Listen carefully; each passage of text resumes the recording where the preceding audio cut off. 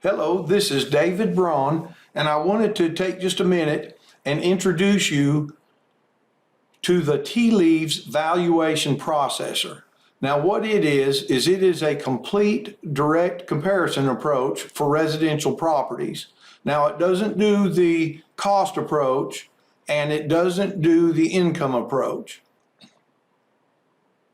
What we use today is generally the adjustment grid. And the adjustment grid is fine to use. The only problem with the adjustment grid is getting the adjustments. That's often hard to do. Greg Opelka put out the Green Hornet form, which I started on when I began my career in I believe it was 1962. It could have been just a little bit after that. But that is almost 60 years ago. Basically, it moved appraisers from the cost approach to focus more on the adjustments or the direct comparison approach. Now, that's been about 60 years ago, and we are still basically doing this approach the same way. So the question is, can we do a little bit better? And we don't have to throw out the direct comparison approach, but we do want to muscle it up a little bit. We need to get some residual analysis and some other statistical tools to help support what we're doing and to lead us with evidence to the right answer so we're accurate with what we're doing. Now, in addition to statistics and the traditional adjustment grid, appraisers have been looking at something called composite utility scores. That was as early back in the 1960s, I think. Certainly in the 1970s, you'll find articles on that subject. And the idea is you rate the variables in such a way that you forecast the composite utility scores and you get a value without having to extract and apply adjustment rates. So I've kind of incorporated everything into this. We're going to do composite utility scores and forecast it. We're going to do the direct comparison approach on the adjustment grid.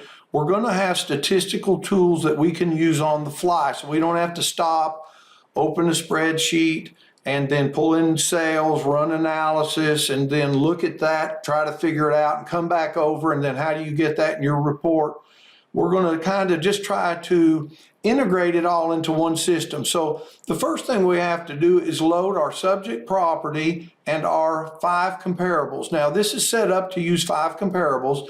It's architected to use up to 23 in the future, but right now, in order for an appraiser to verify the condition, quality, and all the information on 5 sales takes long enough. If we try to do 10 or 20 sales, it gets the timeline too long. And that's another one of the requirements is this can't take forever. It has to move along very quickly. But what you will notice that may be a little bit different, we have rated all of these variables, all the property characteristics with in a numeric form. In other words, has to be numbers, can't be text. So now let's load this.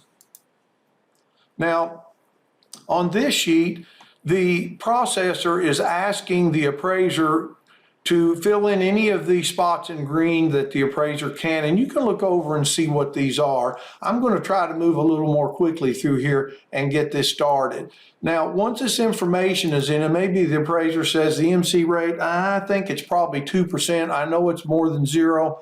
It's less than 5 or so, or 6, so let's just use 2, and then the evaluator would run this. And what you'll notice is happening down in the bottom, I believe you'll be able to see it, Excel's processor our solver is running, and it is right now trying to weight the variables in such a way that so that it will give us an accurate answer. Okay, the processor's done running, and it looks like 1 minute and 25 seconds. Normally, the processor will run anywhere from 1.5 minutes to 3.5 minutes. Now, it returns some information to us, and as I said, I'm not going to try to explain all of this. We'll have some 60-minute webinars and cover what it's telling us, but it's going to give us some information that we might want to know up front. It's also going to give us the residual analysis here of the 5 comps. In other words, if you'd applied the adjustment rates and comp 1 had been the subject property, this model would have predicted 406 and its price was 407, so it would have been 2.5% off. The mean absolute percentage error is 2.36, and this is some color coding to help us, but we'll still need to know what all of these things are eventually.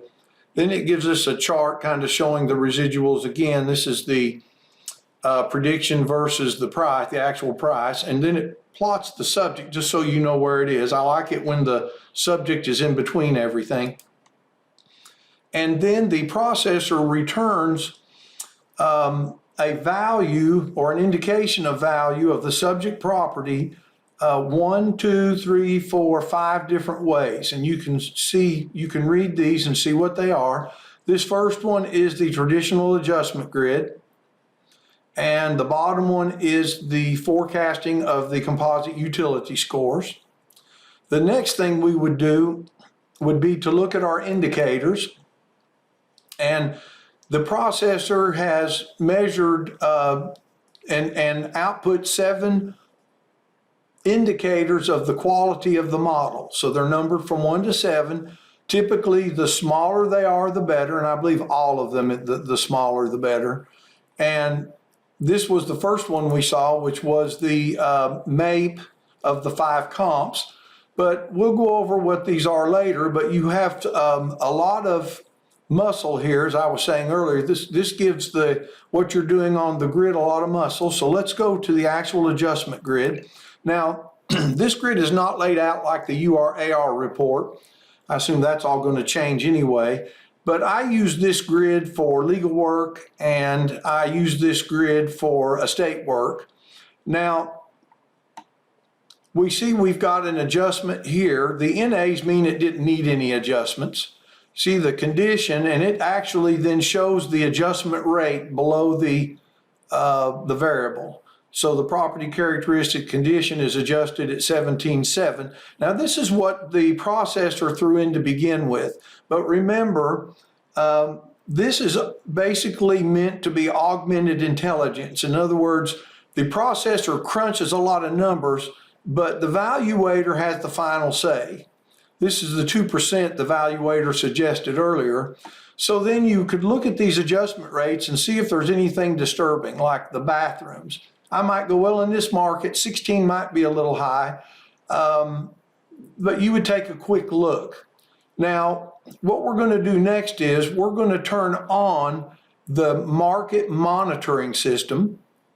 And what it's going to do is it's going to open up, like let's get here by condition, and we have the adjustment amount. And these are the ratings across the top here. But what this says is it's saying you might want to consider lowering this. And you might say, well, how sure are you? And it might say, well, I'm maybe 19% sure. And that's not exactly right, because this is really a correlation.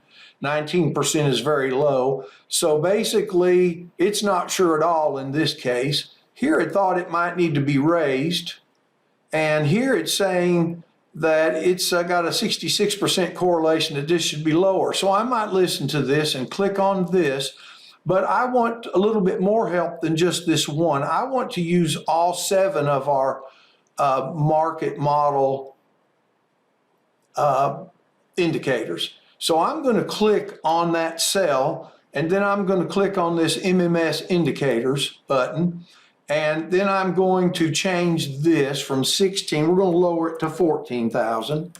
And then I'm going to click or hit enter, but I've got to click in this same column, column A, and then this is produced probably right outside of your view, and it said of the 7 indicators, 6 got better, none got worse, and 1 was the same. Okay, so remember, and we'll talk about this red in just a second, but remember what the indicators were. These are the ones we looked at. This is what it was before I changed that adjustment. Here's what it is after. See, this got better, this got better, this got better, the same. They all got better or the same, none got worse. So you could look over here and see which ones of these changed, but you don't have to, because we wanted this to kind of be on the fly, because what you have here is when you make it a decision on an adjustment rate, you're keying on 7 different statistical outputs. But we want to be able to do it on the fly. I don't want you to have to, log out and pull 20 sales, throw them on a spreadsheet and perform regression, scrub them and then run regression and then come back. And it just kind of takes too long. So we just want to integrate this and be able to do this on the fly. Okay, now this red is actually, most appraisers won't care about this, but it's actually a T-score. And even though it's on the baths, it doesn't necessarily mean there's something wrong with this adjustment, but it does mean that something is a liar here. It's kind of giving you the hint that I don't agree with something. And that's again, the problem when you use adjustment rates at all. You don't always know exactly which one's the best, even when you have good statistical outputs to go by. So let's see what else and see if this just doesn't fix itself. It says 17. Let's raise this just a little bit. I'm going to raise this to 190. And what happened when I did that? They all got better. So, okay, I'll agree with that. Oh, and look, now the red went away. Okay. Now this one said lower. Let's lower this just a little bit. And I'm going to, remember I clicked on it, then I hit the button, then I change it. So I put 12,000 and then I hit enter, and then it's going to drop this little menu. So I don't have to go back over and look at that indicator sheet. I can just look at this. I feel pretty good with this. Now it's telling me that it didn't like something here. So I may have to go ahead and make one more adjustment. But before I do, let's look at this 2%. Let's go, and that's market conditions. We hopefully might be an appreciation rate, could be a depreciation rate or a stable market. We'll go to the sheet called MC for market conditions. And this charts out the adjusted trends in value when everything is adjusted for. It's the indicated values when everything is adjusted for except market conditions. And see, it's saying like 7%. Now there's another one down here, but you have to actually hit the run button on it. So we'll hit run, and it's going to give me a warning that the sales are pretty close together and may or may not work very well. But we'll click it and see what it gives us. And now it's going to say weak, and it said about 5. Now, so there's 2 things. Now this one is still a plus. So let's go up a little bit and let's look at all of our market conditions. Let's do this. I've clicked on it. I'll try to get some help from my market indicators and go to 3. Okay, 5 got better and 2 got worse. Remember the other sheet things, the other outputs over here on MC were suggesting up to 5%. So I'm going to click and go MMS indicator and go 4%. And it said again, 5 better and 2 worse, so I may just stop there. Now the only thing that bothers me is I have this red. It does say to lower this, so I'm just going to go ahead and put 10,000 in and see if that goes away. It did not there. What else have I got to change? This says maybe I should go a little bit lower. Let's go a little bit lower on this. Remember, the red doesn't mean it has to be the bath. All right, and it was 6 better and 1 worse, so I do like that. It went away, so I'm going to stop right here, and I kind of like this. We're at 395. Now, what I'm going to do is I'm going to turn this off because I'm not going to need it anymore, but I am going to rerun the processor based on these adjustments, and it will change the weights and will have an effect on the may have an effect on the forecast. I don't know what they were before, but what you would do now is you would have to reconcile these approaches, and by using the training module you would learn how to do that. Like right now I might say 20%. I'm just going to give all of these 10 in between. I personally like my direct comparison approach to be the highest, and I'd hit calculate. So I'm 395.7. So it comes up and says 395.